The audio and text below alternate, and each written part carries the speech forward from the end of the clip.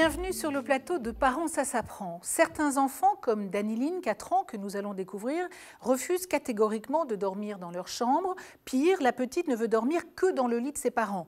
Alors, crise de nerfs, pleurs, jérémiades, tout est bon pour reculer l'heure du coucher et faire de ce moment d'apaisement un véritable supplice, la preuve. Non, non, non, tu vas dans ton lit, Daniline. Ah, dans ton lit. On va te faire un bisou. Arrête, Daniline, ça se fait, je vais me fâcher. Tu vas dans ton lit.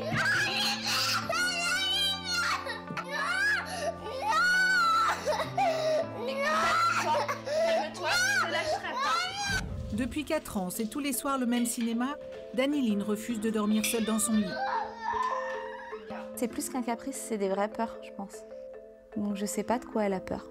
Parfois c'est usant. Vous imaginez bien que d'avoir un bébé dans son lit tous les soirs, ça change beaucoup la vie pour une vie de couple.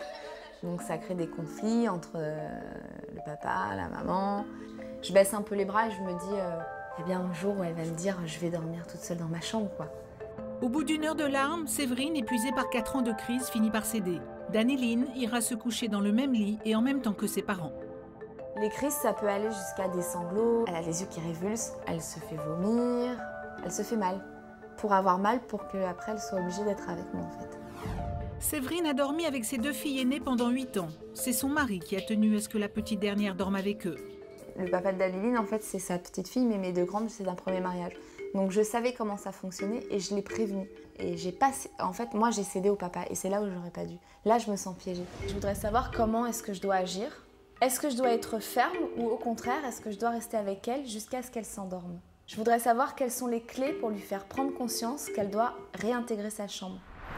Professeur Catherine Jousselme, bonjour. Vous êtes pédopsychiatre. Alors, on imagine facilement que ses parents, Séverine et son mari, soient au bout du rouleau. Comment lui faire prendre conscience qu'elle doit réintégrer sa chambre ?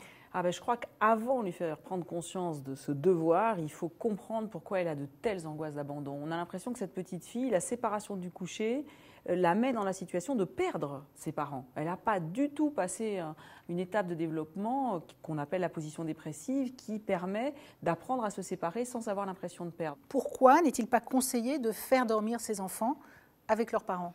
Il y a des cultures où c'est non seulement conseillé, mais c'est l'habitude. Donc ça se passe souvent très bien parce que c'est très ritualisé. Il y a un âge où on dort avec les parents, il y a un âge où on ne dort plus avec les parents. Mais ce n'est pas notre culture. Donc du coup, l'âge où ça s'arrête est devenu impossible à trouver puisque c'est chacun qui doit faire sa sauce. Donc effectivement, je pense que c'est beaucoup mieux de ne pas dormir d'emblée avec les enfants parce que très rapidement, comme ce n'est pas de l'exception mais la règle, le moment de l'arrêt devient particulièrement compliqué. Alors, les questions de cette maman sont nombreuses. Comment dois-je agir ?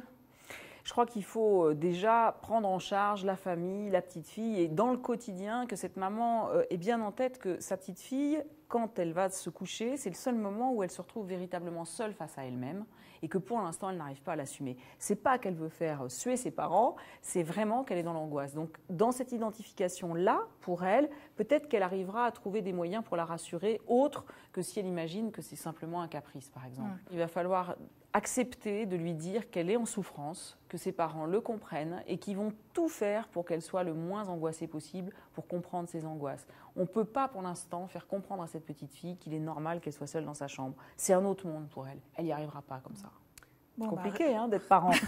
Restons positifs. Merci Catherine pour vos éclairages. Alors quant à vous, chers parents qui vous sentez parfois un peu inquiets, si vous avez besoin de conseils, vous n'hésitez pas à nous contacter à l'adresse suivante, parents ça s'apprend @yahoo.com. À très bientôt.